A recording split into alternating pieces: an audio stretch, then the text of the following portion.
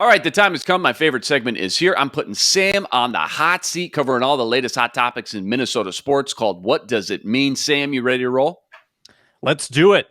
So we just spoke about it in segment 1. The Wild announced that Marc-Andre Fleury is your starter behind the net tonight in Game 2. Sam, All right. I'll just lay it out pretty simply. What does it mean? It means that they're putting faith in the guy they traded for. And they are confident that their defense is going to play better in front of him, and that they're going to ride with him. Now, I still think that if he struggles tonight, that you could see a change before Game 3, but I understand why a coaching staff wouldn't want to yank their prize goaltender after one game. So while I was a little more on the Talbot train, as people know, I understand that you're sticking to your guns and you're believing in a guy who's been doing this at a high level for 15 years. So I respect the move, and we'll see if it backfires or if it pays off. But we were wondering if the Wild would take this down to the wire with the decision. Mm-hmm. They just came out flat and said, we believe in Marc-Andre Fleury. So there you go. Next one. What does it mean with Sam?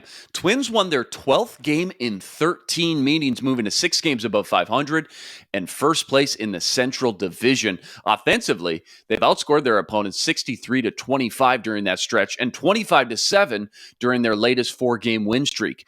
They've done all this with virtually any production from Miguel Sano, who now finds himself on the DL with a torn meniscus he suffered, celebrating a win versus the Tigers. What does it mean for Sano's chances to return to the lineup when healthy and become an integral part of the Twins lineup like he once was? Or, Sam, are the days of Sano in a Twins uniform just quickly coming to an end now? I think Miguel Sano has played his last game as a Twin. Wow. I'm saying that. Wow, you said it. Wow. I'm saying that. So He's hitting 093. Not 093. He's 5 for 54. Not bad. He's coming around here, though. They say that below 200 is the Mendoza line. I wonder what below 100 is there. Is there a line? Is below freezing? That's for sure. So he's potentially a free agent after this year. The team has a club option on his contract, so sort of like the 5th-year option with Garrett Bradbury. I don't think that team's picking that option up. Miguel Sano has regressed into a liability on defense. He is a liability on the base paths because he's lost a lot of his speed, and he's a liability at the plate. He strikes out an inordinate amount, and I will give him credit for 1 to 2 months a year figuring out his swing, putting together a streak, and he might even win the team a couple games during that stretch. But if Byron Buxton is a 5-tool player, Miguel Sano is a 1-tool player. Mm-hmm. He is a home run threat occasionally, but we've gone through this too many times, starting the year slowly to the point where you're expecting strikeouts every time he gets to 2 strikes in the count. I don't know the severity of the meniscus surgery. Sometimes these guys can bounce back quickly if they just cut the thing, if they shave it. Peterson had this for the Vikings in 16, where the recovery could be short, could be long.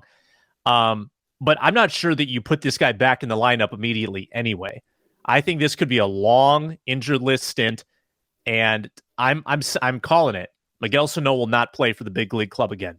There it is. You heard it first here from Twins general manager Sam Ekstrom. Next one up, the NFL has announced there will be 4 games played in London this season, including the Minnesota Vikings taking on the New Orleans Saints. What does it mean when looking at the Vikings schedule, just in a broader lens, Sam, and just how difficult is it for a team to make this trip over the pond? Yeah, I'm glad that they're not losing a home game. Mm-hmm. I mean, you That's would hate, huge. That's huge. And I feel bad for New Orleans losing a home game too, because This is a great rivalry in the league. This is turned into, and I know that Breeze is gone, Peyton is gone, Michael Thomas, don't know about him at this point. Zimmer is gone, like Diggs is gone. All of the characters that were involved in that, Minneapolis Miracle are kind of, no longer on these franchises, but there's still a lot of history with the Vikings and Saints, and this might be like a primetime game if it was played in the States. So I feel bad that you don't get that home atmosphere in the Superdome or US Bank Stadium, what have you. I think what this tells me, though, is the Vikings might have an early bye, because oftentimes teams that go to London get the bye the week after. And that could mean a week 5 bye for the Vikings, that's a little too early for my liking, Luke, because that means you got to play 12 in a row after your October 9th bye week, if I'm doing that math right. So in that sense, that's not great. I would much rather have a middle of the season bye. But New Orleans also doesn't particularly scare me as a club anymore. I mean, they've got a new coach. They don't have Breeze. It's probably going to be Winston. I don't know about the depth of that roster any longer. So this could be a good chance for the Vikings to take advantage of sort of a neutral crowd instead of having to go play in a tough environment and get a win against a team that ordinarily has been hard to beat. You know, just for the NFL, what a cool concept. They've been doing this now for a handful of years, really broadening the scope again of just the regions that they're touching. So many NFL fans around the world. Really cool to see, but logistically for a team, I think it's been said it's kind of a nightmare to have to pack everything up, make such a long trip, and then head back home. Like you said, you get that early bye week, which you know, kind of a bummer there as well. But Vikings 2-0 in London games. They're looking for their third victory. Remember, they beat the Steelers, probably 6-7 years ago against Big Ben, and then the Cleveland Browns. I think that was maybe 3 years ago as well. So this is not their first trip over there. They've had quite a bit of success over there in London. We'll see how it all shakes out. Last one. What does it mean with Sam? To many fans' dismay, Tennessee Titans quarterback Ryan Tannehill said it's not his job to mentor Malik Willis in yesterday's press conference. What does it mean when trying to evaluate Tannehill's comments and how it reflects on him as being a team player and role model for this new rookie backup? Or is he taking too much heat for this, would you think, Sam? We've been going through this forever, you know, basically since Brett Favre kind of shunned Aaron Rodgers in the mid-2000s. It seems like every incumbent quarterback who has to mentor a rookie is put in this spot to answer the question. I can see where that would be frustrating.